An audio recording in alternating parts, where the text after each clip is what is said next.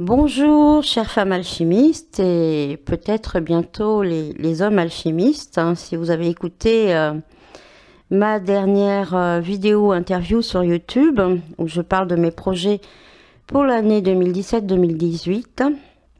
Donc ici Elisabeth Rousier et je viens vous faire un petit partage, une prise de conscience vraiment très importante que j'ai pu vivre ce matin.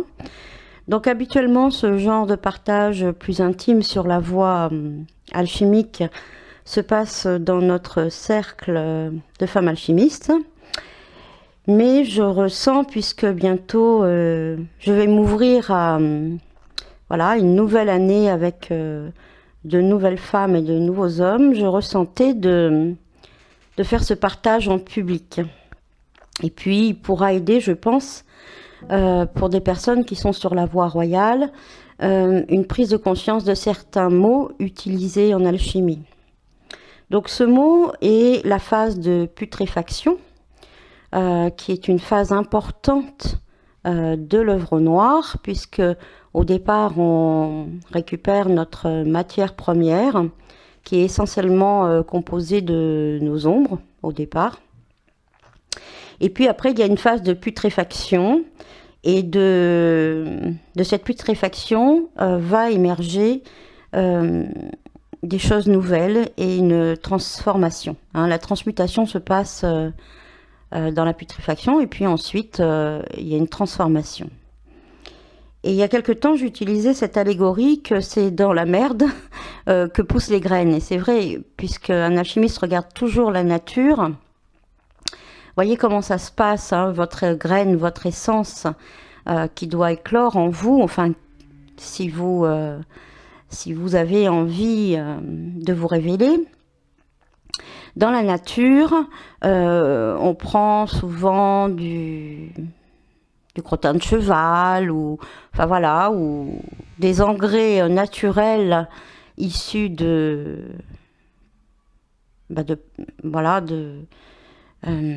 merde, soyons clairs. Et grâce à cet engrais naturel, une nourriture supplémentaire va être offerte aux graines, en plus de la terre noire, au terreau, qui n'est peut-être pas assez riche, afin que la graine ait encore plus de ressources pour pouvoir germer, voire casser sa coque pour oser révéler qu'est-ce qu'il y a dans la graine. Ça, c'est tout le monde le sait, ceux qui jardinent le savent. Donc ça, c'est au niveau matière, mais à l'intérieur de nous, finalement, c'est exactement la même chose. Alors, c'est vrai que j'avais rencontré ça, moi, dans ma phase de putréfaction, il y a quelques années, en comparant vis-à-vis de la nature. Mais ce matin, donc j'ai eu un échange avec une personne d'une relation qui m'a beaucoup aidée à évoluer, puisque les relations sont faites aussi pour ça, et pour ma part, en grande partie. Et donc, ce matin, elle m'a traité de pourriture. Alors, je ris parce que, ça a plus d'impact sur moi, puisqu'il faut qu'il y ait une résonance pour que la personne puisse absorber cela. Donc, peut-être un temps, ce terme m'aurait affecté, mais là, pas du tout. Et donc, en fin de compte, cette personne a encore besoin, puisqu'on a tous nos ombres et notre propre pourriture intérieure qui va nous aider à transmuter certaines choses en nous pour pouvoir se révéler. Et donc, il y a soit quand on ne peut pas la gérer, qu'on ne peut pas la supporter, il y a ce phénomène qu'on appelle de projection, c'est-à-dire qu'on va aller projeter cette pourriture sur l'autre, parce qu'on ne peut pas la gérer soi-même. Donc, on a l'impression qu'en projetant sur l'autre, c'est une manière de nous en débarrasser. Et si l'autre l'absorbe, tant mieux. Voilà. Enfin, tant mieux, voilà, pour la stratégie qui vise à faire cela. Soit la personne l'absorbe, ou soit elle peut aussi s'en servir de terreau, ou soit c'est l'effet boomerang, elle renvoie, et ainsi de suite, etc. Donc ça m'a beaucoup interpellée, parce que je me suis dit, ce mot, il est quand même pas anodin. Et je me suis rappelé donc cette phase où moi aussi, ne sachant pas gérer mes conflits intérieurs, mes ombres et ce que je ne voulais pas regarder en moi, sur la même personne, je projetais, pas sous le terme de pourriture, mais voilà, je projetais hors de moi, sur l'autre, ce que je ne voulais pas regarder en moi. Et comme dirait Jung, tout ce que tu n'as pas voulu voir en toi se retournera contre toi sous la forme de destin. Et c'est comme ça qu'on se crée une vie en fonction de nos croyances, de nos projections, de nos vérités intérieures ou de celles qu'on ne veut pas regarder. Et donc, voilà, donc je me suis rappelé cette phase où moi aussi, je ne voulais pas récupérer ma pourriture intérieure et où je la projetais sur l'autre. Et c'est là que j'ai compris où en était cette personne et que du coup ça ne m'a pas atteint. Je me suis dit, ah oui, il en est à la phase de putréfaction qu'il ne veut pas réaliser. Elle, bon, voilà, j'ai zappé, donc c'est un homme, mais c'est très bien comme ça. Et je me suis dit, voilà, immédiatement je me suis connectée à la voix, je me suis dit, ah, donc c'est pas anodin que les alchimistes utilisent ce terme de putréfaction. Donc certes, dans la matière, comme je vous l'ai dit, pour les alchimistes qui travaillent sur une matière extérieure, mais aussi pour notre matière intérieure. Donc c'est-à-dire que, je ne sais pas où vous en êtes sur la voie, mais dans l'œuvre au noir qui s'annonce, voilà, nous allons entrer dans la période de l'automne. Donc à partir du 21 septembre et après, nous rentrons dans cette phase qui va être très propice à pouvoir travailler son œuvre noire, puisque la nature nous invite à descendre en yin et ça va être vraiment très propice pour cette période. Donc éventuellement, voilà, je vous dis comment vous pourriez travailler cela. Et donc, oui, voilà, ça a été un flash, je me suis dit, ah ouais, c'est ça. Donc, en fin de compte, imaginons que cette personne, puisque je ne l'ai pas absorbée, que je n'ai pas fait boomerang, et que je lui ai simplement renvoyé tel que je vous le dis, pratiquement, réintègre sa pourriture au lieu de la projeter sur moi, cette personne pourrait éventuellement réaliser la phase de putréfaction et de regarder enfin ce système de protection qu'on utilise en projetant sur l'autre, de regarder ses propres ombres et donc éventuellement d'effectuer une transmutation, voire une transformation. Voilà, donc c'est pour ceux qui sont sur la voie ou ceux qui, voilà, qui le seront. Donner quelque chose de vécu, de plus clair que ce terme de putréfaction dans l'œuvre au noir alchimiste. Voilà, donc la phase de putréfaction, c'est vraiment ça, c'est récupérer sa pourriture et qu'elle n'est pas un terme négatif, puisque c'est pas du tout négatif. La preuve, vous marchez dans une merde, vous dites ah mince, j'ai le soulier tout sale, voilà, ça sent mauvais, etc., etc. Et vous allez, alors c'est la phase suivante d'ailleurs. Alchimiste, on parle de lessivage pour certains ou de cuisson qui va être de nettoyer tout cela. Mais avant de le nettoyer, déjà de sortir du jugement, est-ce bien ou mal, mais tout dépend des circonstances. Si vous marchez dedans avec des souliers tout neufs alors que vous devez aller à un rendez-vous galant, c'est sûr que ça va pas être sympa. Mais si vous prenez le temps dans votre laboratoire d'aller la chercher plutôt qu'elle vienne vous surprendre parce que c'est ce que fait la vie, hein, puisque vous ne la regardez pas, ou peut-être pas encore, elle va venir vous surprendre et vous allez marcher dedans, vous trouvez confronté à ça de façon inopinée et pas au bon moment. Et du coup, ça va se retourner contre vous. Hein. C'est la phase, tout ce que tu n'auras pas vu en toi se retournera vers toi sur la forme de destin. Donc c'est soit ça, on attend que la vie nous le présente et c'est rarement à un bon moment et ça risque d'être compliqué, ou soit on va au-devant et on la regarde et on l'utilise ni en bien ni en mal, ni négatif ni positif, on l'utilise pour ce qu'elle est, et c'est-à-dire simplement pour la déposer avec délicatesse sur nos graines afin qu'elles puissent germer. Et avec parcimonie aussi, parce que un engrais trop riche, trop abondant, peut être acide et brûler les graines. Hein. Donc voilà. Donc l'idée c'est de vivre cette phase de putréfaction avec conscience et de l'utiliser dans notre œuvre alchimique de manière harmonieuse, tout simplement. Hein. Donc par exemple pour l'échange de ce matin, pour cette personne, il est clair que puisque je suis une pourriture, elle ne peut pas pour l'instant récupérer tout ça d'un coup parce que ça la brûlerait et ça ferait l'effet contraire. Mais ne serait-ce que de dire, tiens, c'est la phase de putréfaction, j'en récupère un tout petit peu, parce que peut-être, du coup, ça va me permettre des prises de conscience, de regarder des ombres en moi, de changer ma vision, et du coup, de donner la possibilité à ma graine un peu de ressources supplémentaires pour que ma graine puisse émerger.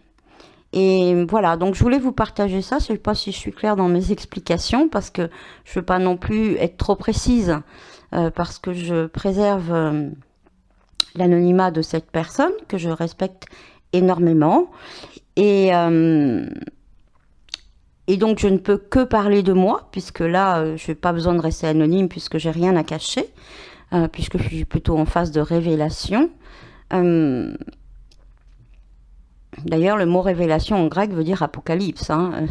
Donc tout dépend. Pareil, c'est la même chose, une prise de conscience. Est-ce que c'est une apocalypse qui va créer, oui, la fin d'un monde, de celui que vous voyez avant, ou est-ce que ça va être une révélation pour vous, ce qui est l'autre versant de l'apocalypse. Donc voilà, si jamais... Donc en recevant voilà, ce terme ce matin, en voyant que je n'avais pas de réaction... et en me rappelant comment moi j'ai utilisé ça, j'ai immédiatement focalisé sur ce terme de putréfaction, puisque la voie alchimique nous laisse des traces, des images, des termes hein, qui sont toujours réutilisés, mais tant que derrière ce terme, il n'y a pas, donc derrière là, la putréfaction, il n'y a pas du vécu, une expérience, et quelque chose dans lequel on peut comprendre comment ça se passe, bah ça reste un mot, et ce mot n'a pas pris sens à l'intérieur de nous. Donc ce matin, même si j'avais puisque cette phase je l'ai vécue, j'avais une expérience derrière, je le comprenais, mais là encore plus, là ça a été, oui c'était pour moi ce qu'on appelle une synchronicité, parce que ce terme de pourriture, qui semblait être une insulte, hein, mais qui pour moi n'en était pas une, a pris tout son sens, et je me suis dit, waouh, c'est ça. Voilà, c'est peut-être pour cela que le terme de putréfaction est utilisé. Hein, voilà. Et donc accompagnée de... Donc j'étais donc une pourriture, et puis aussi néfaste. Et voilà, donc c'est ce côté... de voir une phase négative de quelqu'un, de quelque chose, d'une situation, d'un événement. Et l'alchimie nous renvoie toujours à aller découvrir la partie cachée, invisible, de cette face de la vie, puisque tout est double et tout ce que l'on doit rencontrer dans la vie se fait d'abord dans une phase ombre-lumière, et ensuite dans l'autre sens avec la même intensité. Donc peu importe, même si vous voyez la lumière d'une situation, donc là ça serait pas de la pourriture ou la phase putréfaction, mais ça serait de la lumière, de l'or, et ben vous verrez qu'à un moment donné, vous explorez aussi l'ombre qu'il y a dans la lumière, et puis vu inversement, si vous voyez sous la forme de l'ombre, vous en tirerez l'or, mais l'or qui existe déjà n'a pas la même valeur que l'or que vous allez par vous-même faire émerger de l'ombre. Voilà. Et c'est ça l'or alchimique, c'est celui qu'on est capable de créer nous-mêmes à partir d'une matière brute, telle que le plomb par exemple, à partir de l'énergie de Saturne. Voilà, donc je ne sais pas si cet échange aura pu vous aider, mais en tout cas pour moi, voilà, c'est vraiment pour que vous puissiez, si vous êtes sur la voie, mettre des mots, enfin du sens derrière cette phase de putréfaction. Donc je vous inviterai à chercher votre pourriture, à voir comment vous pouvez éventuellement la projeter sur des personnes, des événements ou une certaine vision de la vie, à la récupérer, à la mettre dans un petit coin, comme le font les jardiniers, et puis régulièrement de la déposer sur vos graines, de la récupérer pour pouvoir réaliser cette phase qui est très importante. Et si l'œuvre commence par l'œuvre noire, c'est ce qui commence tout. Hein. Quelqu'un qui n'a pas vécu cette phase d'œuvre noire, de putréfaction, ne pourra jamais atteindre l'or alchimique. Les autres phases en découlent. Donc c'est là où ça commence, et c'est la phase la plus difficile, mais une fois qu'elle est réalisée, le reste, je dirais, je ne veux pas dire que c'est du pipi de chat, mais pratiquement. Hein, voilà, donc si ce petit partage a pu vous être utile, eh bien, écoutez, c'est super. Et ben, je vous dis à très bientôt. Et donc, je vous demanderai, oui, parce que là, je suis en train de mettre en place donc la 3e année de Femmes Alchimistes, donc que j'ai appelé les initiatrices, puisque elles vont passer à une phase différente. Je vais commencer à m'occuper donc de la rentrée des nouvelles femmes alchimistes, puis après je passerai pour les hommes. J'aimerais que si vous avez envie de participer à cette aventure qui va commencer d'ici une dizaine de jours, que vous puissiez vous manifester, je ne sais pas sous quelle forme, en m'envoyant un petit message. Bon, voilà, je pourrais pas donner des réponses profondes et suivies à chacun, mais au moins me signaler, je suis intéressée, etc., etc. Parce que, en fin de compte, la question que je me pose, c'est, il me faut à peu près au moins une vingtaine de femmes. Bon, cette année, on l'a fait à 15, mais s'il y a que 4-5 femmes qui se manifestent, je pourrais pas faire l'année. Donc, c'est-à-dire que je serai obligée de les rembourser ou de leur proposer autre chose. Je pourrais pas faire l'année parce que ça sera pas possible au niveau temps, au niveau investissement, etc. Donc, je trouverai une autre formule. Donc, j'ai besoin de savoir si déjà je peux compter sur certaines personnes pour créer un espace pour cette année. Ou si je passe à autre chose parce que mon temps et mon énergie est compté, et passer une semaine de contenu de communication pour rien, je dirais. Je préfère orienter mon énergie à ce moment-là pour créer d'autres façons, pour partager la voix. Voilà. Donc là, j'ai cette petite question que je me pose.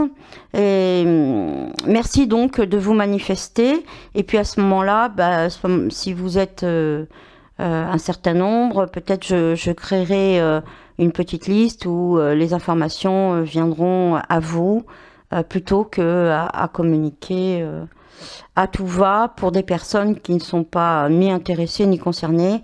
Ça ferait perdre du temps à tout le monde. Voilà, je vous embrasse et puis la suite au prochain épisode.